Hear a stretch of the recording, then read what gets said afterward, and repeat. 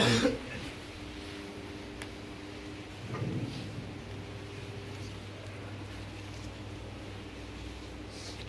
بالله السميع العليم من الشيطان الرجيم. بسم الله الذي لا يضر مع اسمه شيء في الأرض ولا في السماء وهو السميع العليم. الحمد لله. الحمد لله الذي أرسل على عبده ليكون للعالمين نذيرا. وأصلي وأسلم على حبيب المصطفى الذي أدى الأمانة ونصح الأمة وجاهد لله حتى أتى اليقين، وعلى آله وأصحابه لمن رأى العبد صباحا ومساء. أما بعد، فيا أيها الحاضرون، السلام عليكم ورحمة الله تعالى وبركاته. Mes chers frères, lorsque j'ai reçu l'invitation pour prendre part à cet événement, je m'étais préparé. Mais encore une fois, comme ce fut le cas il y a 2 ans, le Hafiz nous a lu ces versets très importants à aiguiller de nouveau le train. Les versets qui nous ont été lus nous montrent exactement la manière dont Allah subhanahu wa ta'ala, lorsqu'il a pris la décision de créer l'être humain, de créer ce qu'on appelle aujourd'hui l'humanité, il l'a fait précéder à travers 2 choses. Ces 2 choses vont découler en 5. Et cela a bien été retranscrit dans ces quelques versets. Ces 2 choses, que sont-elles? Ces 2 choses sont al-hidayah, la félicité, wa dalala, la perdition. Dans les premiers versets qui ont été lus, Allah subhanahu wa ta'ala nous montre clairement sur les choses qui peuvent complètement nous dévier de la félicité, alors que ça reste des choses qui sont légitimes, obligatoires pour chaque être humain. Une femme, se marier, c'est accomplir la moitié de sa religion. Éduquer ses enfants, c'est une obligation dans la religion. Mais ça peut, dans un autre sens, devenir un prétexte de perdition. À partir du moment où l'épouse et les enfants deviennent les prétextes majeurs pour rater la salat al-jama'a, deviennent les prétextes majeurs par rapport au sawm, par rapport au zakat, par rapport aux bienfaits que l'islam nous recommande, ça devient un sujet de perdition. C'est pour ça qu'Allah subhanahu wa ta'ala nous montre clairement que ce sont là des apparats de ce bas monde. Et il nous dit clairement: Al-mal wal banoun la zinatul hayati. L'argent, les femmes, les enfants, ce sont des apparats de ce bas monde. C'est des bienfaits, mais qui sont venus pour enjoliver, égayer la vie de son abd. Et à partir du moment où on va à l'encontre de tout ça, on va vers le dalal, on va vers la perdition. Par contre, comment faire pour choisir ces 2 choses, entre ces 2 choses? Allah subhanahu wa ta'ala, à ce moment-là, il va instaurer une chose, c'est al-ikhtiyar, le choix. Il va donner à l'être humain le choix. Chose qu'il ne va pas donner aux djinns, qu'il ne va pas donner aux animaux, qu'il ne va pas donner aux anges. Il va le donner uniquement à l'être humain, al-ikhtiyar, le fait de pouvoir choisir. Mais ce choix, il ne va pas être influencé par quoi que ce soit. Pourquoi? Il y a ce qu'on appelle al-hur, la liberté de choix. Pourquoi? Allah subhanahu wa ta'ala te refuse à toi, l'être humain, de te donner pour prétexte ta destinée. Ya Rab, tu avais déjà écrit ça pour moi. Là, tu avais le choix entre porter un sac de la main droite ou le porter de la main gauche. Tu as ce choix. Mais comment faire pour pouvoir faire ce choix? Allah subhanahu wa ta'ala va nous donner une chose qu'il n'a pas donnée pour le reste de ses créatures, al-aql, l'intelligence. Et pour que cette intelligence fonctionne, Allah va instaurer une quatrième chose qui est al-ilm, la connaissance. Et ba'd al-ilm, une fois que nous avons la connaissance, qu'est-ce que Allah subhanahu wa ta'ala va instaurer? Al-sharia, la loi. Pour que l'être humain demain ne dise pas Ya Rab, je ne savais pas. Et pour que cela puisse se faire, Allah subhanahu wa ta'ala l'a préparé depuis Adam alayhi salatu wa salam. Il a envoyé des messagers, il a envoyé des nabis, il a envoyé des rasouls pour qu'ils fassent ce rappel, pour qu'ils fassent ce travail, pour qu'ils préparent l'humanité à la loi divine. Adam alayhi salatu wa salam, lorsqu'il a commencé à avoir ses enfants, c'était de les rappeler qu'il y a un seul créateur.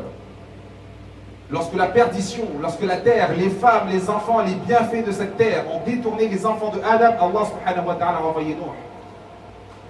Très peu d'entre eux l'ont suivi après 950 années de da'wah. Ba'da Nuh, pour vous dire que les enfants, ce sont des apparats de ce bas monde. Son propre fils va refuser le message de Nuh alayhi salatu wa salam. Et Nuh va demander Ya Rab, c'est mon fils. Et Allah va lui dire non. Laysa min ahlik, il n'est pas de tien. Alors que c'est la chair de sa chair, c'est le sang de son sang. Mais comme il n'a pas accepté le message, il n'est pas des siens. Et ça va continuer de la sorte, jusqu'à arriver à Ibrahim, alayhi salatu wassalam, jusqu'à arriver à Ismaïl. Et Ismaïl va découler Muhammadun sallallahu alayhi wa sallam, celui dont nous sommes censés faire le rappel. Et lorsque Rasulullah sallallahu alayhi wa sallam va être envoyé par Allah subhanahu wa ta'ala, il va venir pour parfaire l'humanité. Il va être envoyé pourquoi? Shahidan wa mubashiran wa nadhira, en tant que témoin. Wa mubashiran, annonciateur. Wa nadhira, et en tant que rappel. Rappel de quoi? Da'iyan ila Allah, afin de nous rappeler vers Allah subhanahu wa ta'ala, bi'idhnihi, par son ordre.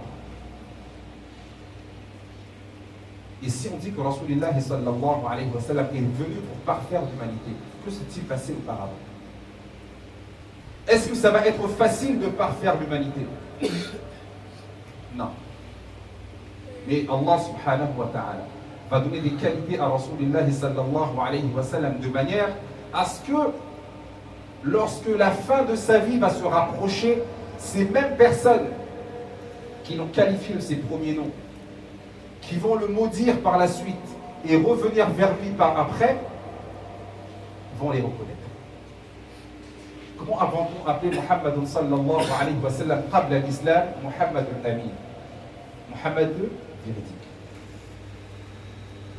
Et là Allah subhanahu wa ta'ala, lorsqu'il va décider de dire à Rasulullah sallallahu alayhi wa sallam de commencer à propager son message, il va lui dire, va le propager auprès de tes proches.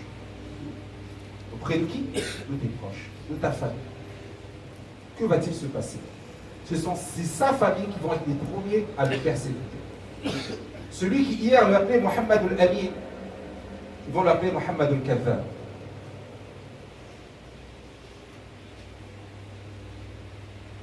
Ils vont l'appeler Mudhammama. Le premier d'entre eux, c'est son oncle. Son propre oncle, le frère de son père. Ça va être le premier à être l'un de ses pires ennemis. Et lorsque Allah subhanahu wa ta'ala va voir la situation de Rasulullah sallallahu alayhi wa sallam, il va donner l'ordre à Rasulullah sallallahu alayhi wa sallam de propager officiellement, ouvertement la religion. Man huwa qul la ilaha illallah Muhammadur Rasulullah. Il n'y a pas encore de salat, il n'y a pas encore de zakat, il n'y a pas encore de ramadan, il n'y a pas encore de hajj. Non, appelle les gens vers Allah subhanahu wa ta'ala avant tout. Comment peux-tu glorifier quelqu'un que tu ne connais pas?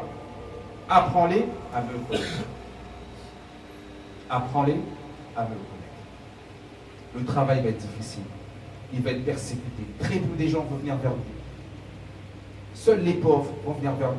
Des esclaves vont venir vers lui. Ce qu'on appelle la base sociétale. Et le haut de la société, ils vont se conforter dans leur bien-être. Les femmes, l'argent, les enfants, les ceci, les cela. Mais qu'est-ce qu'ils vont dire? Mohammed, mais c'est un orphelin. Qui est Mohammed?